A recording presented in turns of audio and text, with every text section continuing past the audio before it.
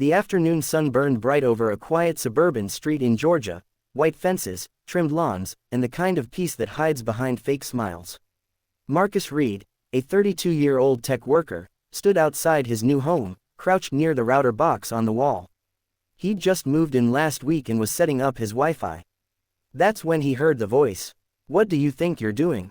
He looked up to see her, Karen Walters, the self-appointed neighborhood protector, arms crossed, phone already in hand. Her expression screamed authority she didn't have. "I'm setting up my internet," Marcus said calmly. Karen squinted. "That's not your house. I know who lives here. You're trespassing." Marcus blinked. "Ma'am, I just bought this place. The realtor's sign came down 2 days ago." Karen smirked. "Nice try. I know the Hendersons. They would never sell to." She stopped mid-sentence, but the tone finished it for her. Marcus sighed. "Ma'am, I have papers inside if you want to see." But she was already dialing. "Yes, 911. There's a man breaking into the house next door. He's messing with the power lines or something." Within minutes, sirens echoed down the block. Neighbors peeked from their porches. Karen stood proudly by the curb, arms folded like she'd just saved the day. Marcus stayed still, knowing any sudden move could make things worse. 2 police cruisers pulled up. Officers stepped out cautiously, hands near their holsters. "Sir, step away from the box," one ordered. Marcus kept his voice even. "Officers, this is my property. I can show you the deed, my ID, whatever you need." Karen interrupted loudly. "He's lying. I saw him messing with wires. That's probably stolen equipment." The cops glanced between them. One officer turned to Marcus. "Let's just see some ID." Marcus nodded, walking slowly toward his bag by the porch. He handed them his driver's license and a folded document.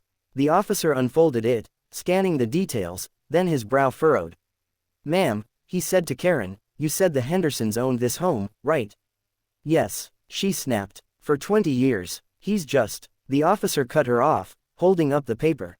"The new deed says Marcus Reed bought this property from Eleanor Henderson herself. And there's something else." He glanced at his partner.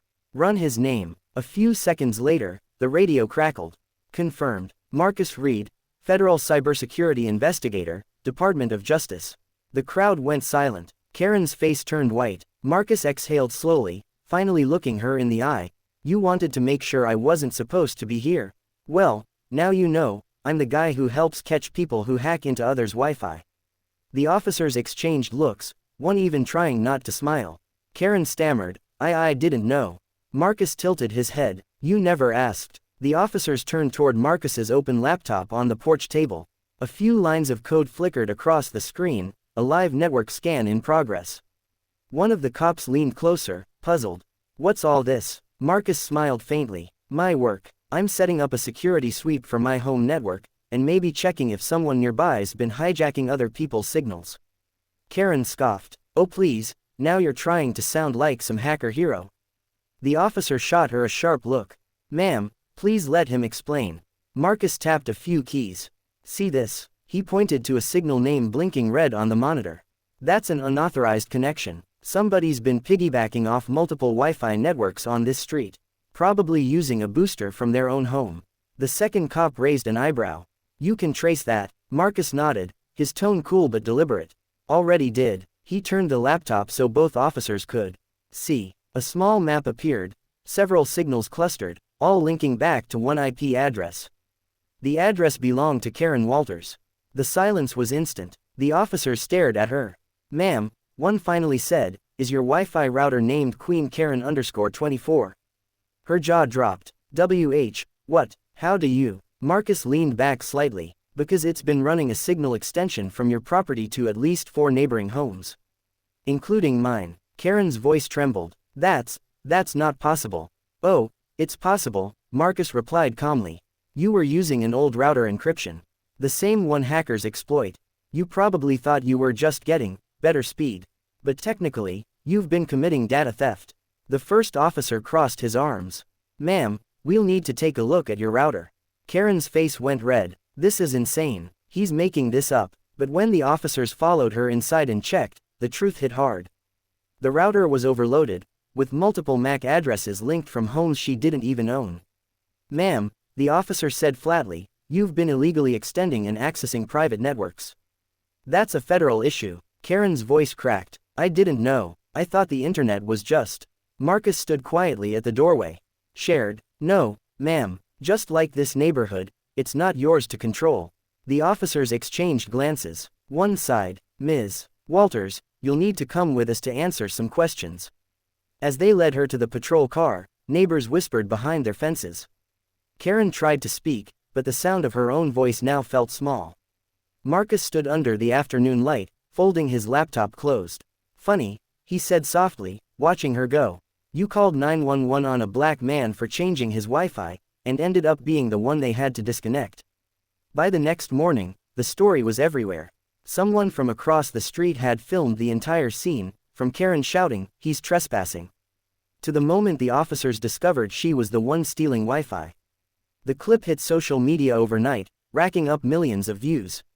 The caption read, "Greater than, she called 911 on a black man for breaking in, turns out he owned the house and worked for the DOJ." News anchors debated it, hashtags trended, hashtag Wi-Fi Karen and hashtag Justice for Marcus lit up every feed. Marcus didn't post anything himself. He didn't need to. His calm response had spoken louder than any rant ever could. Still, his phone buzzed non-stop, reporters, advocacy groups, even the local mayor's office wanting statements. When a journalist finally caught up to him outside his home, Marcus just said, "I don't want to ruin her life. I just want people to think before they act." Meanwhile, Karen couldn't even leave her house without cameras waiting. Her employer put her on unpaid leave. Neighbors she once bossed around wouldn't look her in the eye. A week later, she knocked on Marcus's door, hesitant, pale, holding a small envelope. He opened it quietly, unsure what to expect. "I came to apologize," she said softly. "I thought I was protecting the neighborhood. I didn't realize I was the one making it unsafe."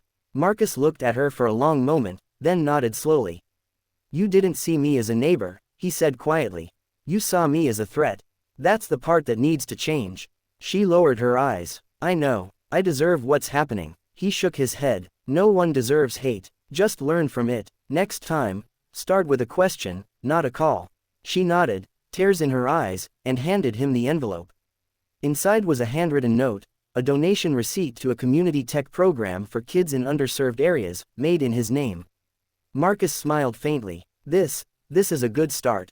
As she walked away, the same neighbors who once watched in silence now came over, shaking Marcus's hand, thanking him for how he handled it. That night, Marcus sat on his porch, looking at the quiet street. His laptop blinked softly beside him. For the first time since moving there, the signal was clear, strong, secure, and he whispered under his breath, "Connection restored, in more ways than one."